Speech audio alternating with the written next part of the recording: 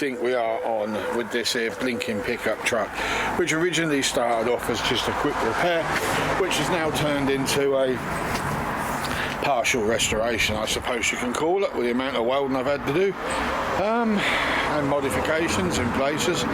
So this one is about airbags.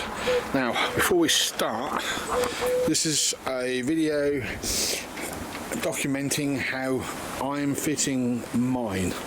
Now, there are kits available, but I can't find any for the D22. I have found some for the MP, whatever the hell that is, which is similar, I suppose, I don't know.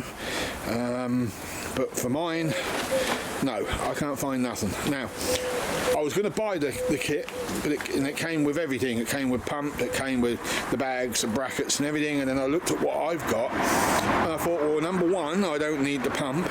Number two, the brackets won't work. Number three, I'm wasting money.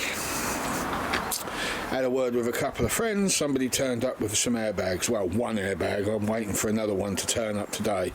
So what we're going to do, based on what I've seen on the internet and how those bags were fitted to other vehicles and what other people have done, I'm going to show you what I'm doing on my D22. It's actually quite a simple process if it works, and hopefully nothing needs to be removed, but there will be welding involved.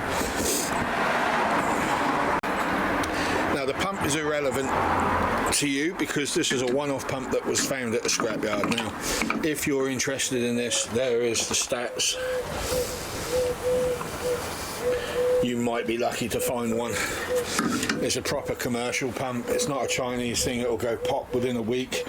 As far as I'm aware, it's French made. It's got to be better than China, isn't it? The bags themselves are Chinese. To be honest, you don't need a pump. You can. There's the other pump I got. There's two of those kicking around here, one good, one not so good. That's not the so good one. There is a brand new one around here somewhere. But you can, if you want, just put your regular tyre pressure valves on the end of the pipes, and you can literally pull up to a garage and just pump them up to, I don't know, 15, 20 psi.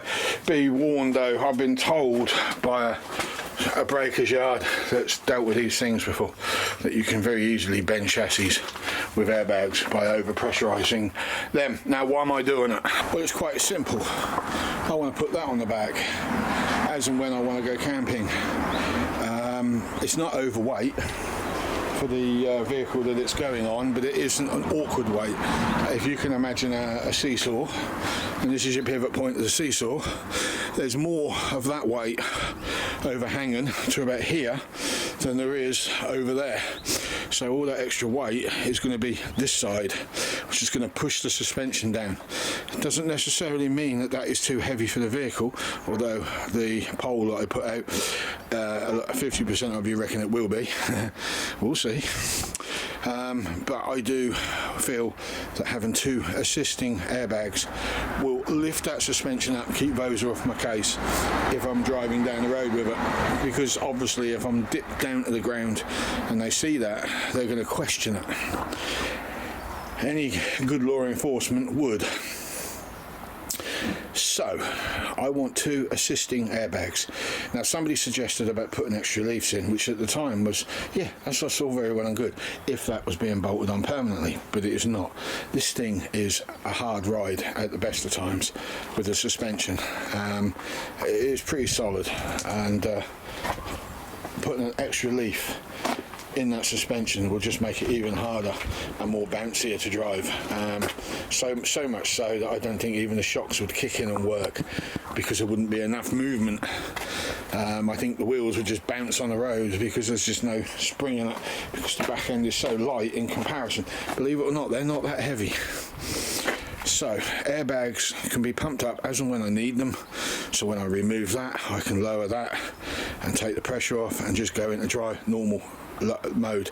Now there will be a little bit of air in them because I took the bump stops off and I've got nothing to protect from that hitting the chassis, so having a little bit of air, enough to stop that from hitting, will be ideal. Now there will be room for bump stops. If I can find some, I will put them on if I can find some, but at the moment that hasn't been too successful, although I haven't done a massive search online. So is this rusty old bit. It's about 4 or 5 mil thick, about 5 mil thick let's say, and we're literally going to cut a length off to about there.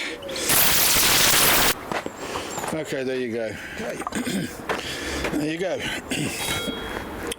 So that goes that way up. That will be welded to the axle plate. There'll be a plate welded onto here with the 3 holes drilled for clearance. Thus, and here's the best bit, it was never planned for. The pieces that I cut out there could essentially be placed back on top, thus for new hammer plates for the bump stops, but I will have to cut that amount off the bump stop in order to get the same amount of travel that I had before.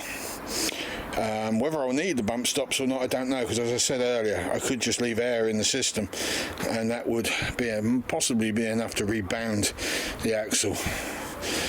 So I may not need them, but I think I will put those 2 plates back on and go with it. I might paint all of that up first after I've welded it in, and then while the paint's still wet, just slap them on like so. You know, slap them on, don't matter, do it. And I think that on its own will be enough to support the truck. I could plate that in there, and I could plate that in there, but the question is, where do I stop? I could essentially hide the hose through that and come out on the inside and go around if I wanted, instead of having it coming out this way, or I could have it going under. Loads of applications for that. So yeah, there you go. Well, the plates are cut. Okay, new day. 2 airbags, and £40 later we have the other one. I don't know much about bags, so I do not know if I've been slightly ripped off or if I've made good. I just don't know, and I don't care, because I'm pleased enough with what I've got going on here. So I've bent those out, spread the load a bit, and I'll weld them in as you see there on each one. What he did also give me though was these cups, which would actually sit on top of the bag like so, somehow like that. But the thing is, look at the height, and they're not really going to work for me anyway, so we won't worry about those. And there we go. They are official. Welding's terrible. Okay, they're old. They're almost in line. I had a little bit of a struggle with some of that, but whatever. Yeah. Now we need to get out front, and we need to clean up that plate, and then get the other welder out with the other gas, which is way better than what I'm using in the shed, I think, and weld them on properly. Right. The mounts, probably better off showing you this one, the welds are better. I can now imagine people looking at that saying, oh my god, the welds. Yeah, okay. We're not here to judge welds, we're here to judge the idea and concept. Anyway, that's where I've got it so far. So that bag is now in place. I've just got to make an upper bracket now. I did have to move my homemade brake line. I'm not happy about this. It was a shorter one than what was meant to be on there in the first place. I don't think that's going to be a problem, but if I could, I'd like to lift that at a slightly different angle, because I think that would help. So we'll look at that later on. Meanwhile, I've got to make the upper plates now. Now we've already got the circles cut. We've just got to make the triangulation to wallop them on, and then I'm going to weld the cups back on top, so as if I do decide to put bump stops on, as long as I cut the bump stops down to the amount that I've welded in there already, then we should have the same travel distance as before. Okay peeps, top brackets are now made. All I've got left to do now is take the airbags out, clean up, paint up. I can now paint that all up. I've got to alter that brake line system because it got in the way of the airbags. The exhaust mount is now on as well, so this can be painted, that can be painted. Once we got the bags off, we can go underneath and do that.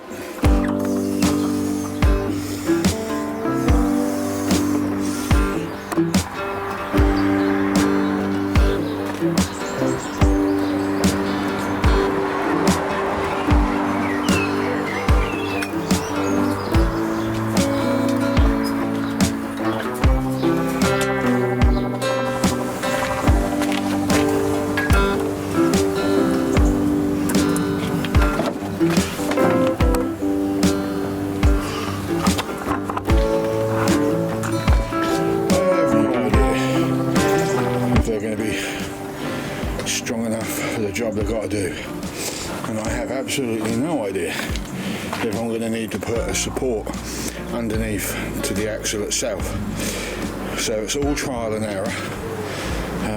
I guess we will find out sooner or later. I have got some 1/4-inch pipe on order, which at this point in time is going straight to the pump.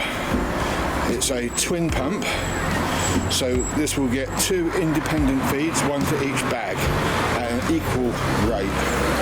What I want to do, but it's rather costly and I've got other things to pay for, so the rest of this airbag will have to wait, is I want to put 2 electric solenoids in line so as I can empty the bags on a T-piece. I also want to run another 2 T-pieces up to the cab for 2 gauges to measure both airbags. At this point in time, I wasn't planning to put a tank in because I was concerned about over pumping, and the reason why is the tank that I've got was going to be for air horns. Now, for airing up and down on tyres, I already have a pump for that, quite a decent strong pump, so I'm not using the onboard air for anything like that. In fact, the onboard air isn't that great anyway. The compressor that I have packed in my off-roading kit in the garden is way better and way cheaper than what I paid for the main tank. So yeah, recap: two pipes into one pump with 2 pistons. There will be eventually 2 release valves to let the air out as and when, and I was planning on having them permanent on the ignition via a switch, so you flick the switches and they're open, so when I'm driving along there is no air resistance in those bags whatsoever, because I want this to ride normally before I put load on. Once I've got load on, then the switches will be turned off, the valves will be shut, and I will put air or no air in depending on what and when is needed. The only reason I'm doing this, and it is just one reason, is, as I've said before, is for that camper body, because the overhang weight will give it a false reading on the suspension, and I want to be able to bring that up. That's the only reason behind it. I'm not going to be overextending these bags, so I personally don't think I need to change the shock angles. Genuinely, I don't think I need to, because I'm not using it for that purpose. I want this to stay at one height and one height only. I don't want to be exceeding the height. I don't want to lower it. I don't want to raise it beyond. I'm not into that. That's not what this is about. I'm not raising it to get over bumps, because look, the axle, you can't do anything with that height on the diff. It is there. So if I can't get over an obstacle, then it'll be because of that axle. It won't be because the fuel tank or the frame or anything else. That axle is always going to be the issue. So yeah, I'm hoping this answers the questions that popped up last night. That's all it's there for. No other reason. So there you go. Whether they're going to be strong enough, I don't know. Anyway, I can't do any more to that, so I might as well upload this video now. So I am now going to continue cleaning up the rest of this. So I want to get in here with a grinder and start cleaning up all these crappy welds I did, and especially there and over that side, which I'm not showing you. And then I've got to lower the radiator, lengthen the filler spout, repair a thing under there which I have no idea what it's for, and I should then start work on this bumper. This bumper is just too heavy, way too heavy. Although someone has hit it. I've got some red paint there and a scratch, so somebody's hit it at some point. So it's done its job. But yeah, it's too heavy. I was going to raise it up, but I've chosen on the decision not to. A couple of things that I might do. I'm just not sure if I'm going to do it now or later. But one I am doing soon is I'm going to fill in this here with a plate, and that plate is going to come all the way around, and then the line will come down to there. I'm going to cut that out because I don't like that, never did. But I'm going to put something else in there. I don't know what at the moment. Maybe a, oh, I don't know. We'll see what happens when we get to it. And I'm cutting out the winch plate. That's going completely because this is where all the weight is. It's 10mm thick, that stuff, and it's totally unnecessary. So I'll be hacking that all out, and I'll be putting some thinner steel in there, and then re-bolting the winch back on in a very similar style that you already see. I've also got a few repairs to do where the welder didn't quite make it, like there, and then I need to give this another coat of bed liner again. And my mate has been screaming at me to get rid of these. Only put them on there to wind him up, but I'll admit I don't like them either, so we're doing a bit of reworking there as well when we fill in that area. Here where this gap is, I'm either going to do a temporary piece of mesh to run across there to let air through, or, and this is a big one, I'm going to take that grill off and I'm going to cut it down the middle, take the badge out and make a fiberglass version of that will come right down to the bottom. I think I can do it if I use that as a base plate. So eventually what I'm saying is if all this plastic gets cut away, we can then attach this plastic here with all of these on, plus the ones underneath, and then we can slot the grill back in again. But it will come with a different set of holes, because I can't mimic those. What I'll probably end up doing is putting some mesh in place instead. I don't know at the moment if I'm going to do that. It's a thought. I'm not into the chromey look anyway. And the other thing I want to do is I want to get these, I want to lower them further down to the ground and point them at the road, because I have found that those on low beam, I can see the road. Anyone who's got one of these cars will know these lights are rubbish. The worst thing ever. I think that's that shade in there that's causing half the problems. So when I'm driving with them on, yeah, I can see a lot of the road, but I have noticed when I've stood back that I'm blinding the crap out of people. Not that I've been flashed to let me know, but it does happen. So yeah, lower them down, and what I might do is get a set of spot lamps and replace the lights with headlights, dome LED headlights, and I might put the low beam on those two only, disconnect the high beam in the bulbs, and then have those on all the time, lined up exactly where they need to be lined up for the MOT, and then I'll have a new set of headlights beaming the road up a lot better than the rubbish that's on there now. It'll look cool because it'll look like spot lamps, but in theory it'll actually be normal driving lamps, you know, headlights and all that lot. As long as they're pointing where they need to point, I don't think the law can touch me on them. Copper can pull me over and argue, but if they're being used as headlights, I don't think there's a lot they can do, but I don't know the ins and outs. So yeah, other thing I've got to do is bump stops. I think I should put those back on, but I do need to cut them down in height. These are knackered. I don't have any more money, so I'm going to tack weld a plate on the end of that and just use them to get me through an MOT, and then we'll worry about replacing them after, because the pneumatics on the airbags are going to be quite costly. Not cheap. I think all in it'll come in at about a couple £100 to get them all set up properly. The gauges I want will end up on the post over there on the other side. So that's some plans. Right. If you've just subscribed, welcome. Thank you for subscribing. And all the likes on the previous one, thank you, and I very much appreciate your comments. Renault Nation, I don't want you thinking that the video, the short I put up was directed at you. It was not.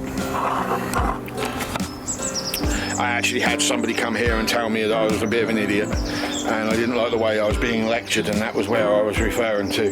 That wasn't nothing to do with you, so if you took that video as such, no, you're just another person that gave me the advice at the same time this other person was giving me a detailed lecture of how much of an idiot I was, and I don't really care what he thinks, so no, please don't think that was directed at you, because it really wasn't. If you're the chap I think you are, you're the one at Lorraine Way, I think, and I've met you and you're a really nice guy, so no, please do not think that was directed at you. It was not. You keep commenting, because I enjoy reading people's comments, especially yours. Anyway, that's all I've got for this video. Catch you later.